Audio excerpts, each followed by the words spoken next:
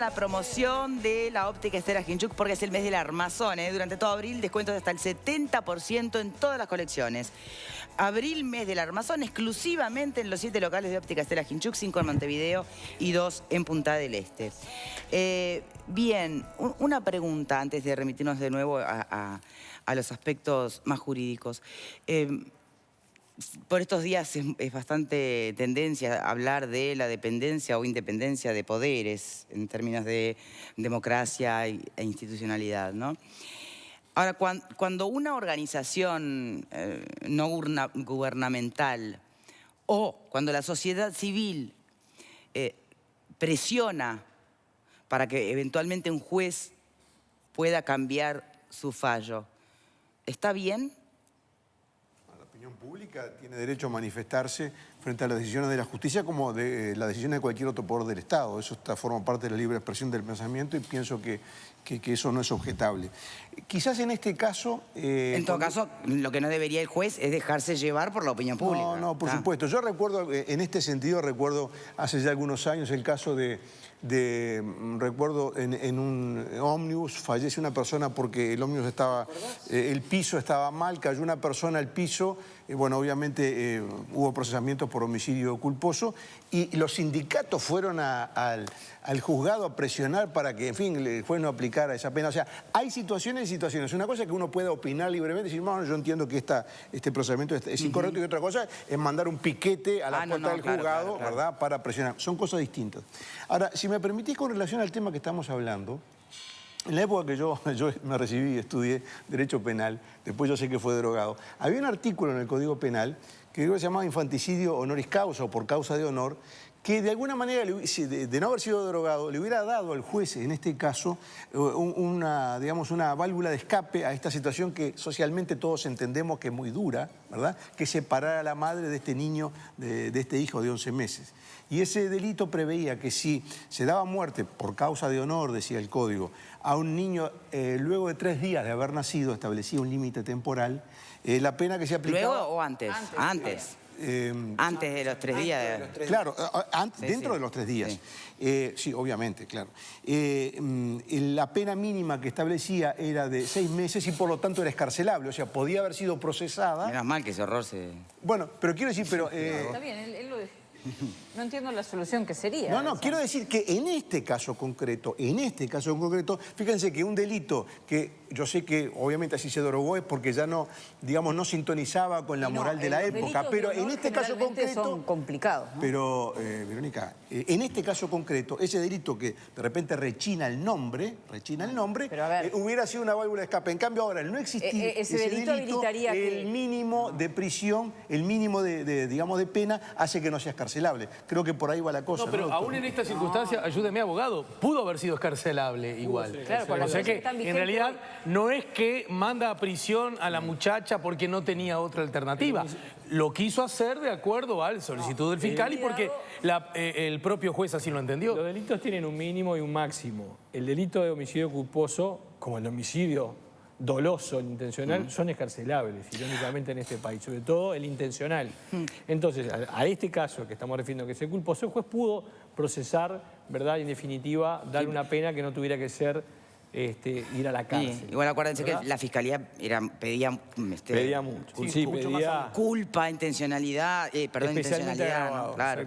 Ahora, ¿y la diferencia o el criterio jurídico entre justamente intencionalidad o no?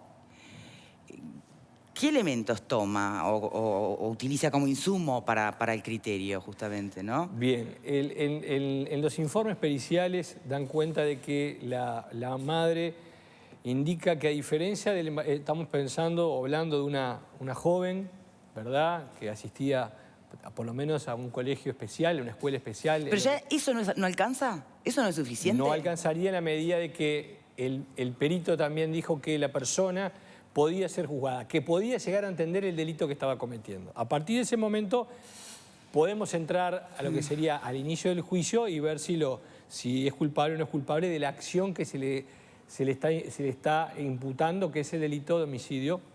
Podía ser culposo, podía ser especialmente agravado, como pidió la Fiscalía. Ahora, si efectivamente, ¿verdad?, ella lo dio por fallecido al niño, ¿no? Es decir, Sí. haciendo referencia a lo que está en el expediente, que ella declara que como su bebé, el de 11 meses, lloró cuando nació y este no lloró, si se le creyera, digamos.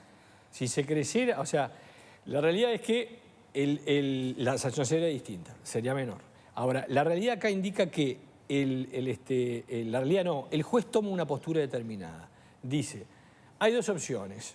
Yo creo que ella, cuando tuvo el bebé y el bebé nació, ella entendió que había nacido vivo o muerto, ¿verdad? Y después de eso, si ella se quiso desprender del bebé con la finalidad de que el bebé muriera o no. Bueno, ahí está la clave, ¿o no? El juez entendió por determinados elementos que ella no tuvo intención de matar al niño.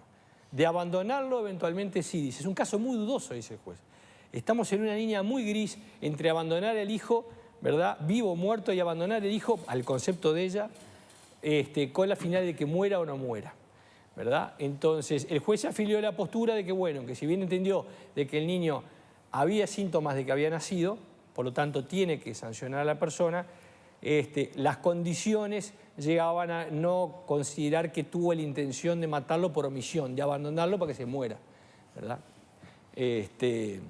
A mí lo que me rechina bastante es cuando efectivamente en el momento en que ocurren los hechos se la visualiza a ella con mayor o menor capacidad, se le cree o no se le cree, pero nunca se la observó antes. Bueno, Que haya una niña con capacidad, una chiquilina con capacidades disminuidas, que va a una escuela especial, que sea madre de un bebé de 11 meses, ahí nadie se ocupó. pero creo que apunta bien Misu, más allá de la intensidad, Sí, incluso porque, bueno, en esa dirección. algunas aseveraciones que hace, que a mí no me corresponde decir que tiene razón, pero apunta bien a decir, acá estamos ante un caso de inmensa fragilidad, notoria, vos decís con sentido común, bueno, será imputable, pero fue una escuela especial. Sí, exacto. La propia Brasinska decía que esto cualquiera lo puede entender, el solo hecho de ser negadora del embarazo te está dando pautas, pistas potenciales, por lo menos, de ciertas fragilidades. Ahora, en ese contexto, entre otros actores, obviamente acá los organismos, los operadores de salud fallaron y claramente en este contexto, ¿verdad? Fallan habitualmente. Tenemos un 14, 15, ahora bajó un poquito por ciento de embarazos adolescentes y un 70% por lo menos son no deseados. Pero el problema es, una vez que ese embarazo llega a su término, ¿qué pasa? Porque tienen un segundo y un tercer hijo.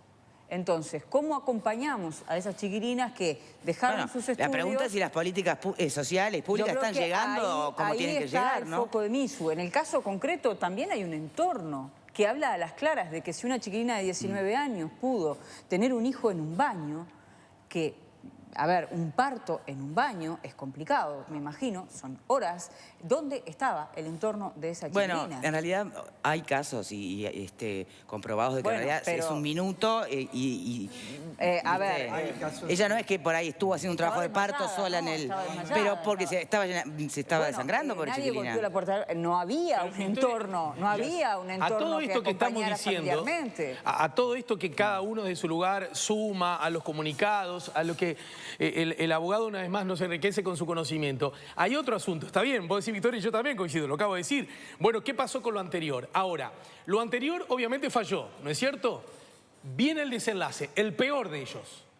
Y después, ante ese escenario, el Poder Judicial parece no tener en cuenta todo esto. Y ahí hay otro problema, obviamente. Parece no percibir, no valorar, no... Y esa es una cuestión que, desde mi perspectiva, por lo menos decepciona.